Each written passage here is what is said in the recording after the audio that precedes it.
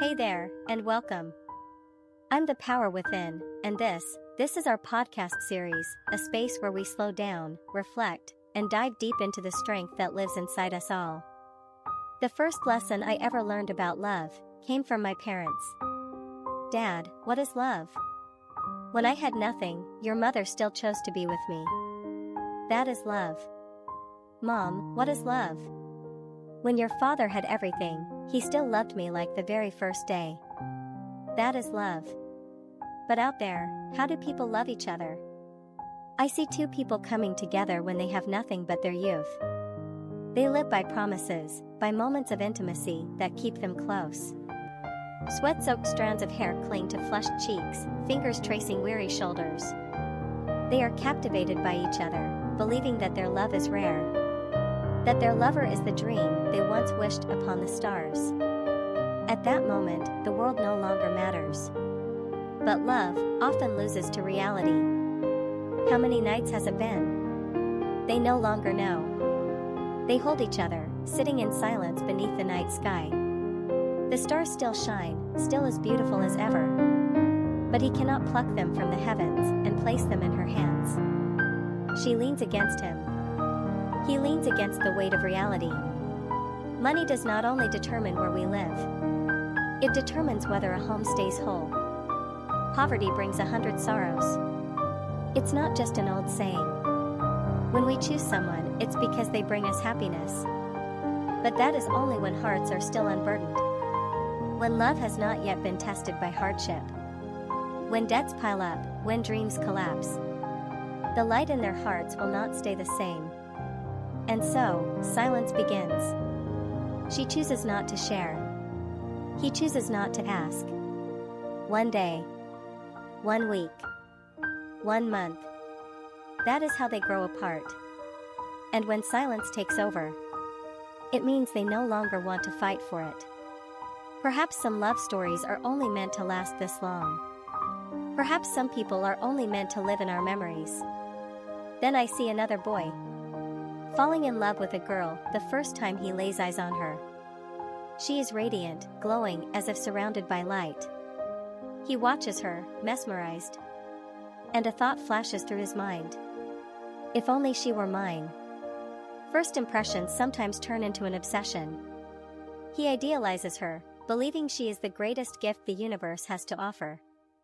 And he must have her, at all costs. But later, when they finally become a couple, they realize each day together feels heavier than the last. Exhaustion. Discontent. The image of perfection they once held crumbles.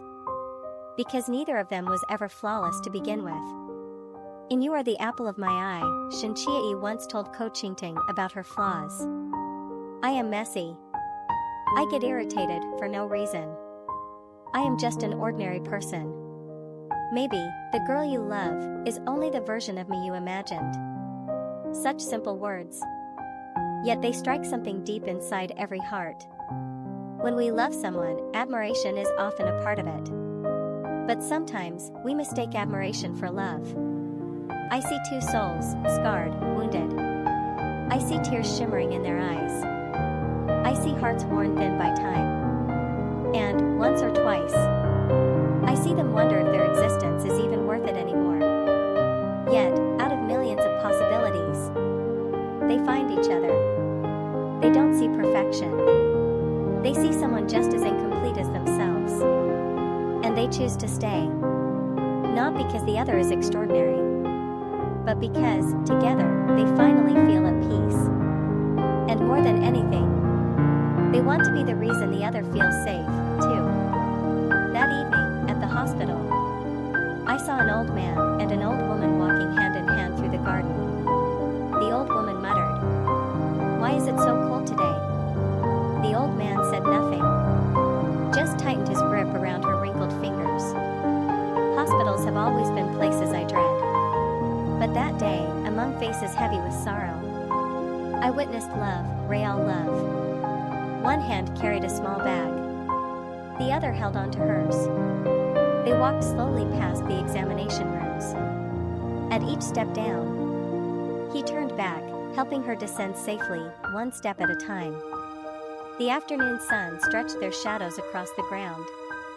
And in my heart, something light, something warm, began to rise. People say love in the old days was simple, that it was something to cherish.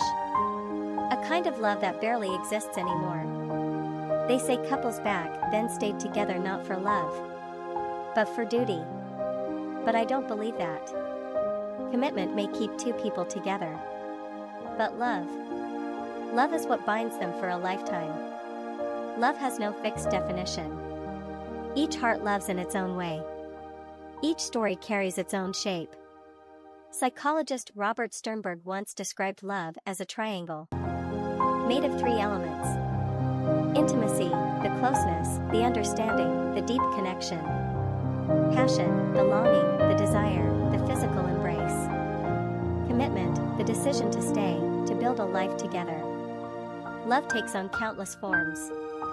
But in the end, the most important thing is how much we cherish what we have. The clouds belong to the sky. Let the wind carry them away. A fallen flower may wish to stay, but the water will always flow on. Fate decides who comes and goes. To find someone who truly sees you, someone to love and be loved in return, that is never easy. So treasure them. Hold them close while you still can.